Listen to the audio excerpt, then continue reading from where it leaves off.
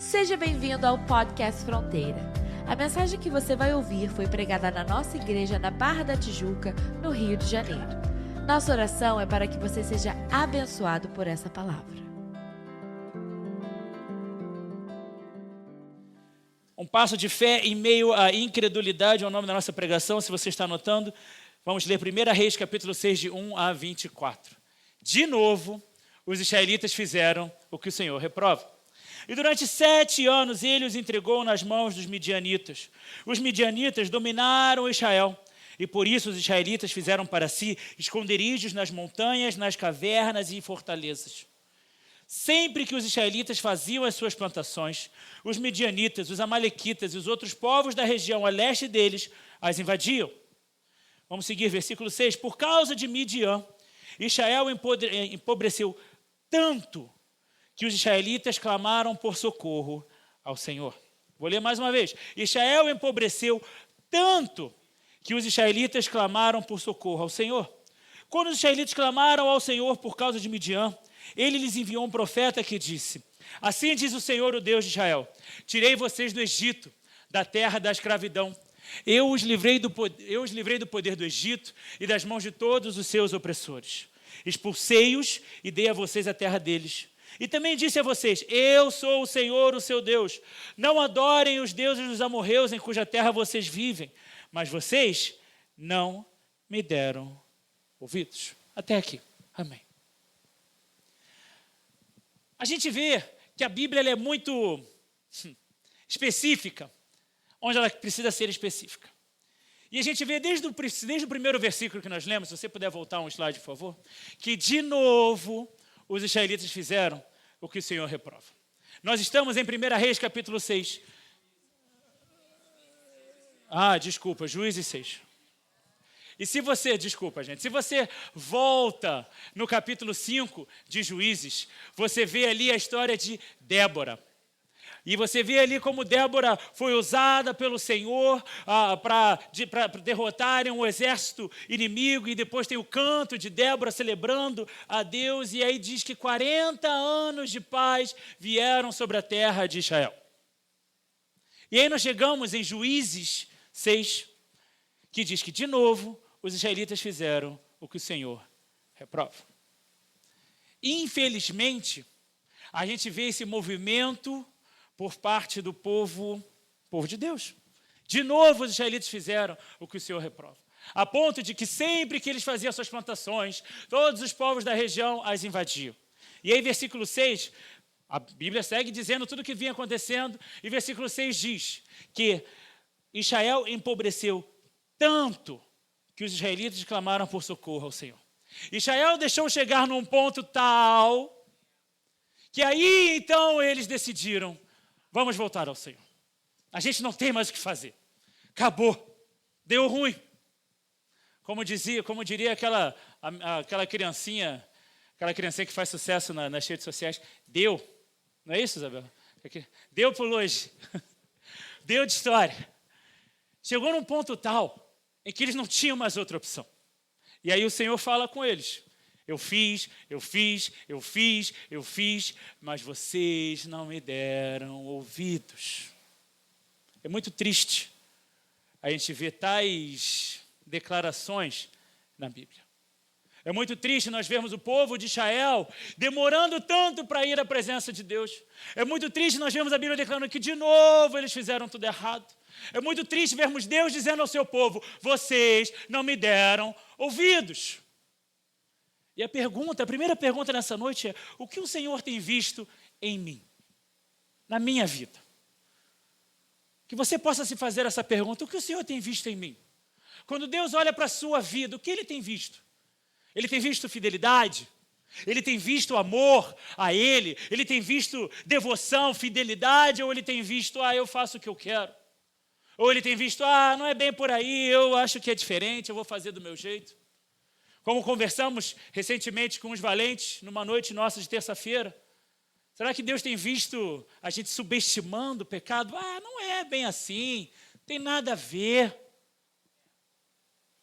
Nós vemos que Israel estava exatamente com essa postura. A gente vai fazer dessa forma. Deus falou para a gente não fazer, mas já passou muito tempo, entendeu? A gente está 40 anos de paz, a gente está bem, está tranquilo, vamos fazer o que a gente quer. Ao ponto da Bíblia chegar a dizer que eles empobreceram tanto, que eles tiveram que voltar ao Senhor. Em nome de Jesus, não deixe que a sua vida chegue a um ponto sem volta. Não se acostume com o pecado, não se acostume com o erro, não se acostume com o seu próprio orgulho, a ponto de chegar num ponto sem volta. A Bíblia declara em Hebreus, agora está certo, 6, 4 e 6.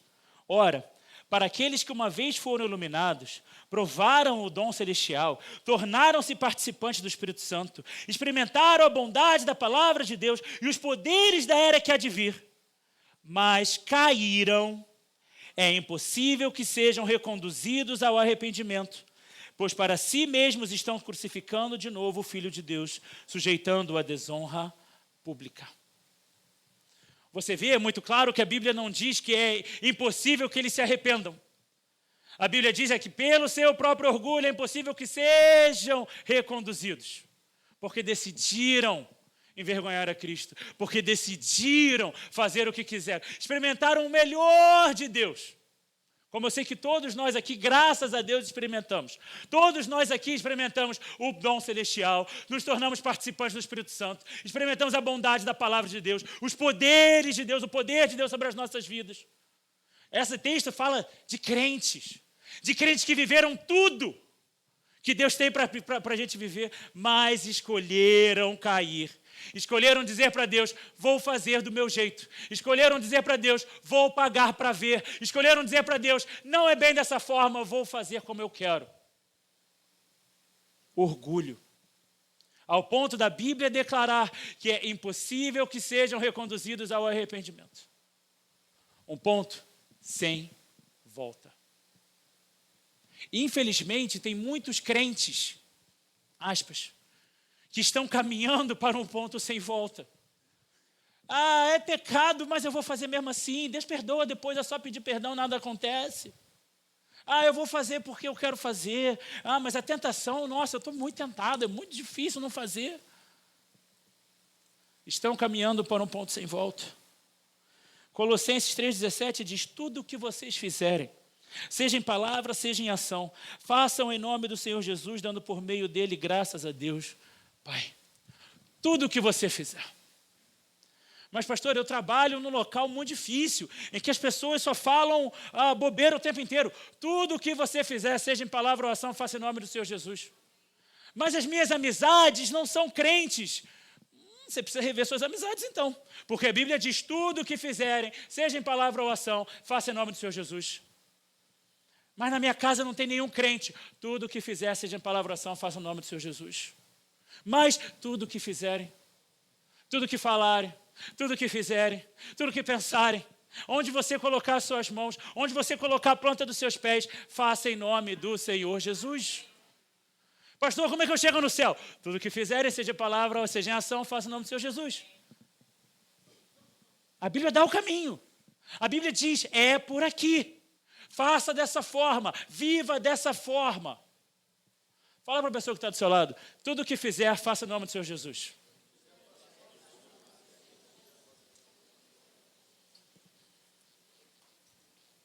Quando tudo que eu faço é em nome do Senhor Jesus, é para dar graças a Deus, é para dar honra ao nome do Senhor, isso se chama fidelidade. Se chama uma vida constante na presença de Deus. Chega de uma vida de montanha-russa. Agora eu estou bem, agora eu estou mal, agora eu estou bem, agora eu estou mal. Dia desse eu ouvi de uma pessoa, de um amigo meu, eu a vida inteira eu sempre senti que faltava alguma coisa na minha vida com Deus. E eu falei com essa pessoa, eu falei, é porque o tempo inteiro você está na igreja e está pecando. Você tem que decidir uma vida de estabilidade, tudo o que fizer, em nome do Senhor. Porque todos nós adoramos dizer que Deus é fiel. Ele é fiel, mas nós também precisamos ser. Nós precisamos ser fiéis. Deus é fiel e Ele é fiel porque é a natureza dEle ser fiel. Ele é fidelidade em si mesmo. E nós, como filhos, como herdeiros, temos que ser como Ele é. Pedro escreve, sejam santos porque eu sou santo, diz o Senhor. Se o meu Deus é fiel, eu tenho que ser fiel. Se o meu Deus é amável, eu tenho que ser amável. Se o meu Deus é bom, eu tenho que tentar ser bom. Se o meu Deus é perdoador, eu tenho que ser perdoador. Porque todas essas são características que eu posso desenvolver. Fruto do Espírito. Você entra aqui na igreja, pela livraria, tem dezenas de livros da pastora Elaine que falam sobre o fruto do Espírito. Tem vários. Você vê aqui. Porque nós precisamos desenvolver o fruto do Espírito. Isso é santidade. Isso é vida com Deus. Isso nos leva para o céu. Nós precisamos ser fiéis. Voltando para Juízes 6, versículos de 8 a 10. Assim o Senhor, o Deus de Israel, diz: tirei vocês do Egito, da terra da escravidão, os livrei do poder do Egito e das mãos de todos os seus opressores. Expulsei-os e dei a vocês a terra deles. E também disse a vocês: eu sou o Senhor, o seu Deus. Não adorem os deuses dos amorreus em cuja terra vivem, mas vocês não me deram ouvidos. Deus fez. A gente nunca vai poder dizer, ninguém vai nunca poder dizer: ah, mas Deus prometeu e não fez. Fez. Ah, mas Deus disse e não cumpriu. Cumpriu. Ah, mas Deus disse que ia mover, não moveu. Moveu. Você não quis dar ouvidos.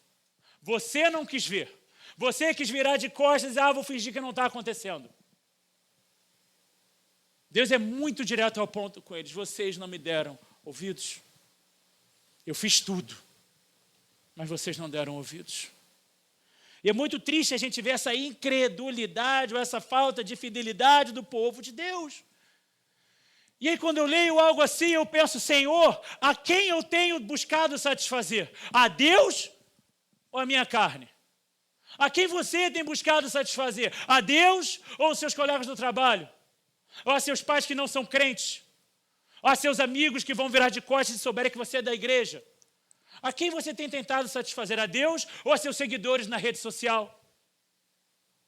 A quem você tem buscado satisfazer? Você tem buscado satisfazer a Deus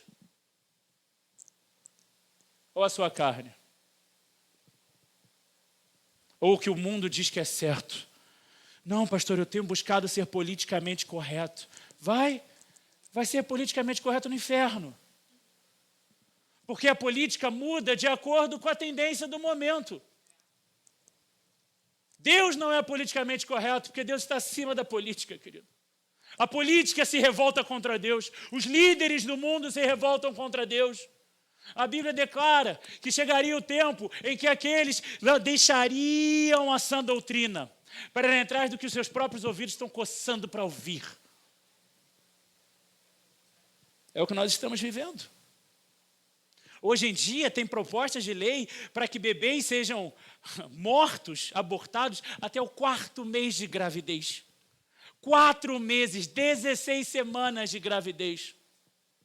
Ah, não tem vida. Não tem vida. O que é um coração batendo se não tem vida? Não tem vida. Esse é o mundo que nós estamos vivendo. O mundo em que tudo pode, está tudo liberado. Vai, você é você, faz o seu. Ninguém pode te julgar. Não seja politicamente correto, seja biblicamente correto. Deus não é moderninho, porque para Deus não existe a passagem do tempo. Ele é. Sempre foi, sempre será. Ele é. Para Deus não tem o moderno nem o antigo. É o tempo dele. A quem você tem buscado satisfazer? Eu li essa frase recentemente. Eu quero compartilhar com você. Que o amar a Cristo é genuíno se o seguirmos a qualquer custo. O amar a Deus só é genuíno se o seguirmos a qualquer custo. Eu vou para a igreja quando eu estou bem. Quando eu estou irritado, eu não vou para a igreja. Não. Eu vou para a igreja quando eu estou afim. Quando sai sol, eu não vou, porque eu tenho que aproveitar a praia. Eu vou para a igreja quando eu estou com dinheiro, que eu quero que todo mundo veja meu carro novo. Quando eu estou mal de grana, eu não vou não, porque ninguém tem que saber. Querido, você está abrindo a sua vida o que você quer. Ninguém está pedindo para você falar nada. Eu só sirvo a Deus quando eu estou bem, quando eu estou mal eu preciso abstrair, pecar um pouquinho. O amar a Cristo é genuíno se o seguirmos a qualquer custo. Apocalipse declara que aquele que for fiel até a morte, ou a ponto de morte, receberá a coroa da vida. Em nome de Jesus, seja fiel. Fala para quem está atrás de você, em nome de Jesus, seja fiel.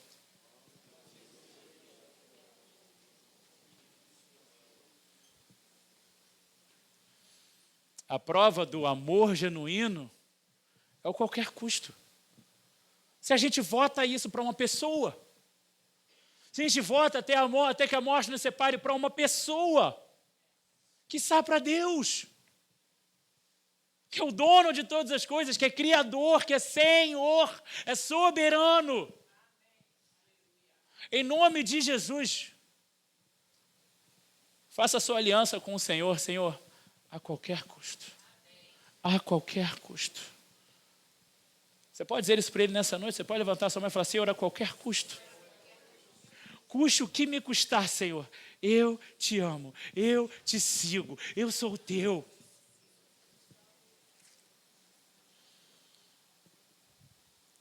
Voltando ao nosso texto, então o anjo do Senhor apareceu a Gideão e lhe disse, versículos 12 a 15 agora. O Senhor está com você, poderoso guerreiro. E Gideão responde, Senhor, se o Senhor está conosco, por que aconteceu tudo isso? Onde estão todas as suas maravilhas que nossos pais nos contam quando dizem, não foi o Senhor que nos tirou do Egito? Mas agora o Senhor nos abandonou e nos entregou nas mãos de Midian.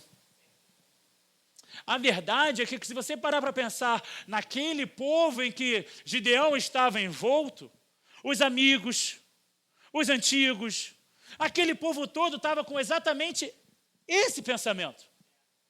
Deus nos largou, a culpa é de Deus, a culpa não é minha. Não à toa Deus quando fala ao povo, fala, eu tirei vocês do Egito. Eu os tirei da mão de Faraó, eu os trouxe para essa terra, eu disse para vocês, não adorem outros deuses, mas vocês não me deram ouvidos. E aqui a gente vê Gideão repetindo esse discurso para Deus. O Senhor se voltou para ele e disse, com a força que você tem, então, vá libertar Israel das mãos de Midian. Não sou eu quem o está enviando? E Gideão mais uma vez, Senhor, como posso libertar Israel? Meu clã é o menos importante de Manassés e eu sou o menor da minha família. A gente vê a incredulidade. O problema da incredulidade é que ela passa. Você começa a conversar com uma pessoa incrédula, ela vai começar a bombardear a sua fé, ela vai começar a bombardear os seus ouvidos de bobeiras, de asneiras, de erros, e você vai começar a pensar, meu Deus, mas e se isso for assim, se ele tiver razão? Senhor, Senhor, Senhor. E quando você menos esperar, você está como Gideão.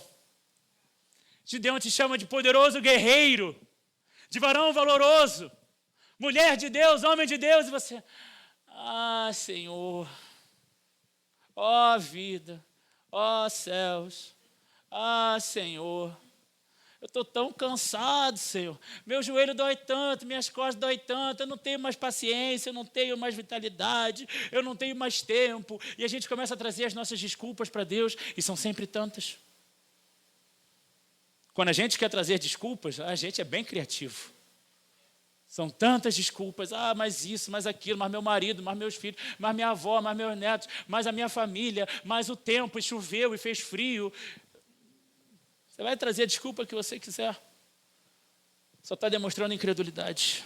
Senhor. A Bíblia declara que as más conversações corrompem os bons costumes. Muito cuidado com os discursos que você tem ouvido. Muito cuidado com os seus amigos progressistas, modernistas.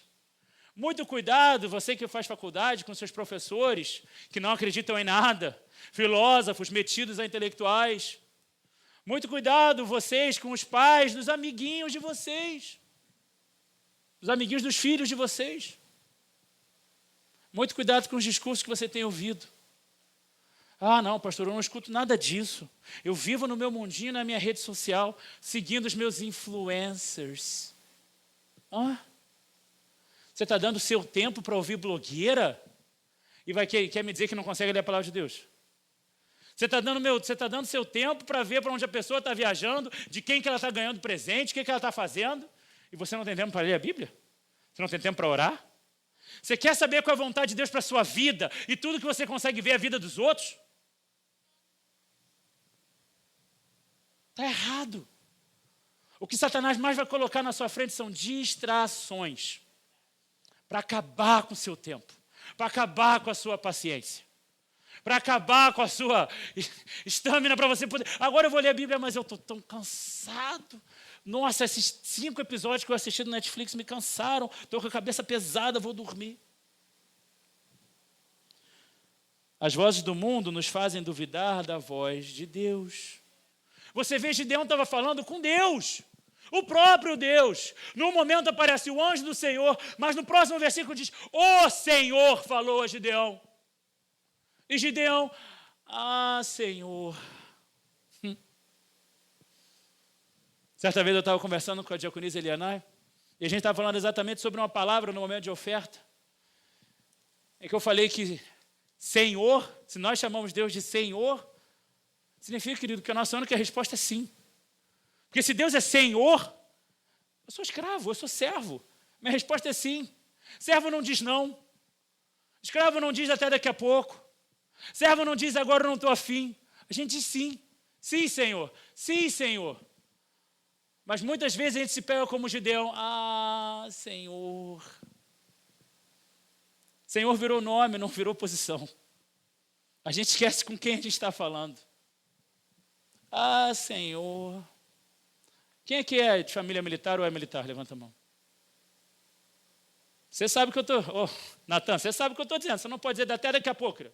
Agora eu não estou afim. Sim, Senhor. É para ontem, é para já. Mas para Deus, Senhor. Senhor. E Gideão foi duvidando, e Gideão foi trazendo as suas desculpas, e Gideão foi argumentando com Deus, até que Deus falou algo que ele se lembrou. Algo que Deus falou a Moisés, que Moisés pediu a Deus, se o Senhor não for conosco, não nos deixe ir. Ele se lembrou quando Deus falou a Josué, já que eles estão falando do Egito. Ele se lembrou quando Deus falou a Josué, não fui eu que lhe chamei. E Deus diz para ele, eu estarei com você, respondeu o Senhor. E você derrotará todos os midianitas como se fosse um só homem. Querido, as palavras que a gente mais tem que buscar ouvir nessa vida, eu estarei com você. Eu estarei com você. Vai casar? Senhor, está comigo? Eu estarei com você. Vai começar a namorar? Senhor, eu estarei com você. Vai começar um negócio novo? Senhor, eu estarei com você. Vai comprar um carro, um apartamento, qualquer coisa? Eu estarei com você. Busque a vontade de Deus.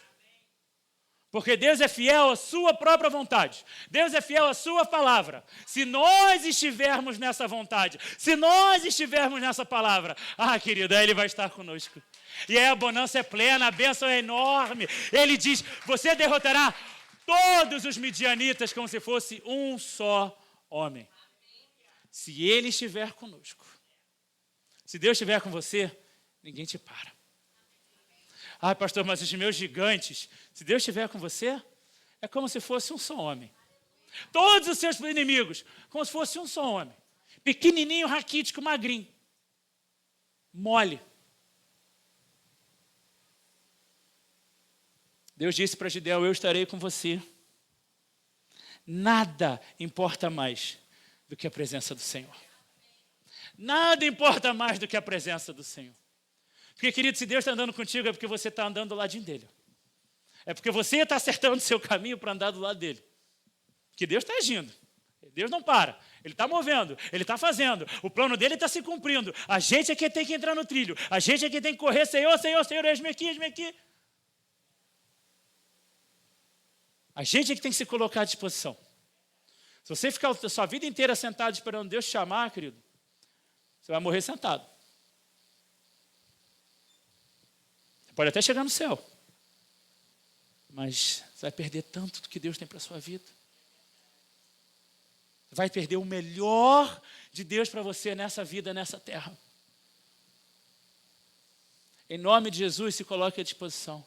Em nome de Jesus, corra para estar, Senhor, onde o Senhor está? Para onde o Senhor está indo? Deixa eu fazer parte. Eis-me aqui, Senhor. Eis-me aqui, Senhor. Eis-me aqui. Vai comigo, Senhor. Se o Senhor não for, não me deixa ir. Vai comigo, Senhor. Fica comigo, Senhor. Certamente, vocês já viram algum bebê chamando o colo de mãe. Ou vocês já viram até aqui na igreja. Vou usar o exemplo do Samuelzinho. Samuelzinho não para, querido. Se o Tiago ou a Monique não derem atenção, ele vai buscar quem dê atenção para ele. Eu quero colo, eu quero colo, eu quero. Ele vai para a Rosana, ele vai para alguma tia do departamento infantil, ele vai para alguém. Mas ele não para, ele quer colo, é isso que ele quer. A gente tem que ser assim com Deus. Deus, cadê você? Deus, cadê você? Eu quero estar onde você está. Deus, eu quero estar onde o Senhor está. O que o Senhor está fazendo agora? Deixa eu fazer parte. Senhor, o que o Senhor quer abençoar? Me usa. Senhor, o que o Senhor quer trazer para a igreja? Me usa, me usa, me usa, me usa. É assim. Certa vez perguntaram para mim e para a pastora Isabela lá nos Estados Unidos. Ai, eu gostaria... Uma pessoa que estava chegando na igreja. Aí a gente saiu, né, para conhecer essa pessoa, essa menina, eu e a Bela e tal. E batendo papo, ela perguntando da igreja, tarará. Ela, pastora, eu tenho uma pergunta. Que assim, eu e todas as minhas amigas temos essa pergunta. Aí eu olhei para a Bela e falei, lá vem. Claro que em português, para a americana não entendeu o que a gente está falando. Aí ela vira para a gente e fala... Como é que eu multiplico meus dons espirituais? Eu falei, você já limpou o banheiro na igreja? Hã? Já cuidou das crianças? Hã? Você já serviu no coffee break? Hã? Você já fez várias outras coisas que você nunca achou que fosse fazer, mas que a sua igreja tem necessidade? Não. Então, desculpa, querida, seus dons nunca vão multiplicar. Porque os dons multiplicam à medida que a gente serve. Os dons multiplicam à medida que a gente faz. Você começa a fazer e de repente você fala, ih, sou bom nisso. Ih, estou aprendendo. Ih, estou melhorando. Agora eu posso ensinar outro, agora eu posso fazer outra coisa também. E eu posso fazer outra coisa, e outra coisa, e outra coisa. E Deus vai multiplicando os dons, ou os talentos, se você quiser ir para a parábola dos talentos, a quem investe os talentos.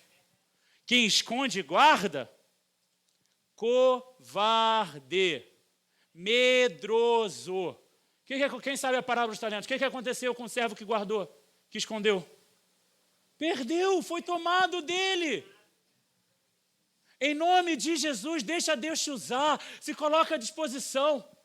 A gente está com essas fichas aqui de serviço. Se você ainda não preencheu, preencha onde você quer servir. Pastor, não faço ideia, não sou bom para nada. Mentira.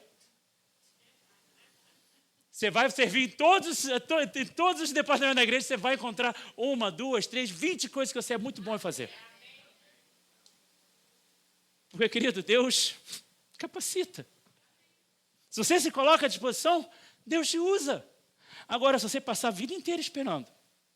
Ah, não, porque um dia eu joguei bola quando eu era criança, e o dia que Deus quiser me usar para jogar bola... Lamarck, desiste. Não, porque o dia que Deus quiser me usar, eu sou muito bom, entendeu? Em tirar o alvo. Querido, sou muito bom em videogame. Desculpa, Deus não vai te botar num torneio de e-sports para você evangelizar. Não, desculpa. Serve na igreja, que está na sua frente. Vida real, onde você está todo dia, onde você é abençoado, onde você tem gente que te ama e que cuida de você. Serve ali, serve aqui. Porque você vê, Deus falou para Gideão, eu estarei contigo. Aquela frase mudou Gideão. Gideão estava argumentando com Deus. Quando Deus falou, eu estarei contigo, Gideão falou, opa, espera aí então. Senhor, eu vou preparar uma oferta. Se o Senhor vai estar comigo, eu vou te adorar. Se o Senhor vai estar comigo, eu vou te dar o meu melhor. A presença do Senhor fez do menor homem de um povo infiel um herói da fé. Porque Deus disse, eu estarei contigo. Aquele homem que estava se dizendo, o menor, do menor, do menor. Vai em Hebreus 11, herói da fé. E o primeiro passo que Gideão deu de fé foi exatamente no meio da escassez da guerra. Dizer, Senhor, vou te preparar uma oferta. A Bíblia traz para a gente que o próprio Gideão, ele estava escondido, amassando ali o seu trigo, no meio de um local em que se amassava vinho, ele estava ali escondido para que ninguém visse o que ele estava fazendo. Deus aparece, ele começa a discutir com Deus, rebater, Senhor, Senhor. Deus diz para ele, eu estarei contigo. E Gideão prosseguiu, se de fato posso contar com o teu favor, dá-me um sinal de que és tu que estás falando comigo. Peço-te que não vais embora até que eu volte e traga a minha oferta e coloque diante de ti. E olha que Deus maravilhoso a gente serve. E o Senhor respondeu, esperarei até você voltar. Cara, Deus é incrível. Deus é incrível. Se você vai no Detran e a pessoa fala, vou pegar seu formulário, você espera um pouquinho? Já está, não acredito, paciência, tem que ficar esperando. Já estou esperando aqui há tanto tempo. Deus, o Senhor soberano, ouviu Gideão, PPP. Quando o Gideão fala, Senhor, você me espera que eu vou preparar uma oferta? Graças a Deus que Ele é Deus. Porque se fosse eu falar, querido, aí você está forçando, né? Você quer me fazer esperar agora? Não. Vou para o próximo. Quem é o próximo? Me dá a lista aí. Quem é o próximo que eu posso usar? Mas Deus esperou. Deus falou, esperarei até você voltar. Em meio à escassez, Gideão preparou uma oferta a Deus. E o Senhor esperou que ele o fizesse. Se você ainda não entendeu, Deus está esperando você levantar o seu melhor sacrifício para Ele. Você apresentar a sua vida para Ele.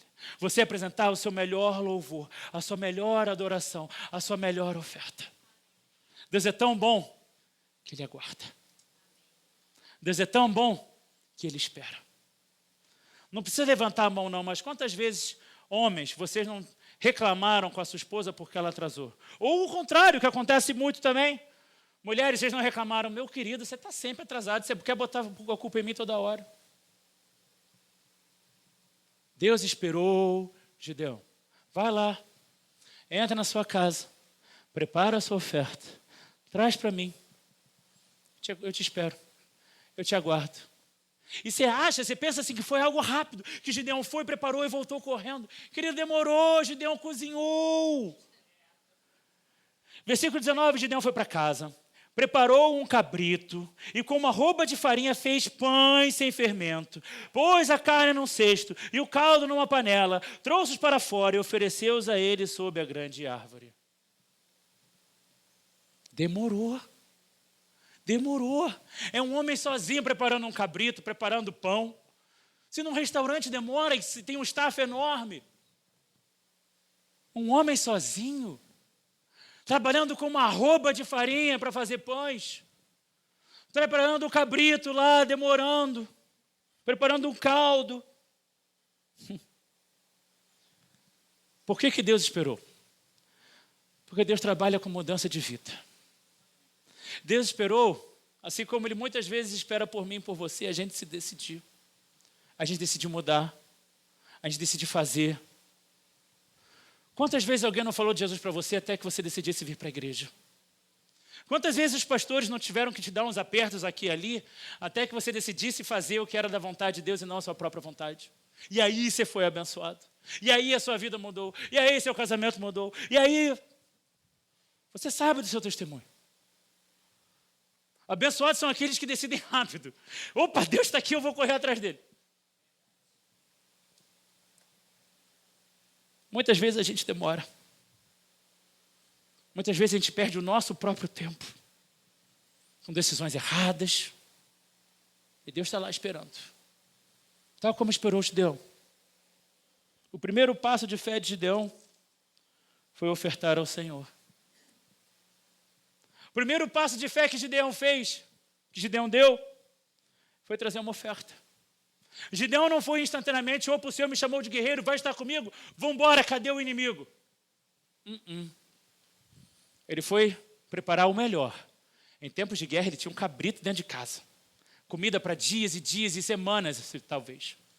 Ele prepara aquilo, traz para o Senhor. A Bíblia diz que ele trouxe, apresentou ao Senhor. E o Senhor fala para ele, coloca o caldo sobre essa comida. E o fogo consumiu aquela oferta. Uma oferta boa, uma oferta agradável ao Senhor. E aí, então, Gideão começa a ouvir as direções. E aí, então, Gideão começa a fazer a vontade do Senhor. O primeiro passo dele foi uma oferta. E talvez você esteja aqui, você está ouvindo essa pregação e você está pensando, sério? A gente vai falar de dinheiro? Se você está incomodado, Deus está falando contigo. Se você não está incomodado, se você está aceitando, Deus está falando contigo. O primeiro passo de fé de Gideão foi uma oferta. Talvez o seu primeiro passo de fé tenha sido dar o seu primeiro dízimo. Talvez o seu primeiro passo de fé que você tenha dado na sua vida com Deus tenha sido exatamente trazer uma oferta. Eu mal sei o que eu estou fazendo, mas eu estou aqui, sim, eu estou trazendo. Talvez até hoje você esteja lutando com isso. Talvez até hoje você esteja lutando lá com o dízimo, com a oferta, eu dou aqui, não dou ali, seguro aqui, não, porque é muito, porque é dinheiro, porque... É Deus que deu. Dá de volta. Entrega de volta. Entrega o melhor. Gideão entendeu isso assim, ó. É o Senhor vai estar comigo, então está aqui o meu melhor diante do Senhor. Porque ofertar, querido, é confiar em Deus. Ninguém oferta se não confia. Ninguém oferta se não entender e confiar que Deus vai fazer mais. Que Deus já deu, vai dar de novo. Que Ele é Jeová Jirê, o Deus que provê. Ele não foi, Ele é. É a natureza de Deus prover. Ofertar é confiar. Nessa noite eu quero te convidar a dar um passo de fé. Dê um passo de fé.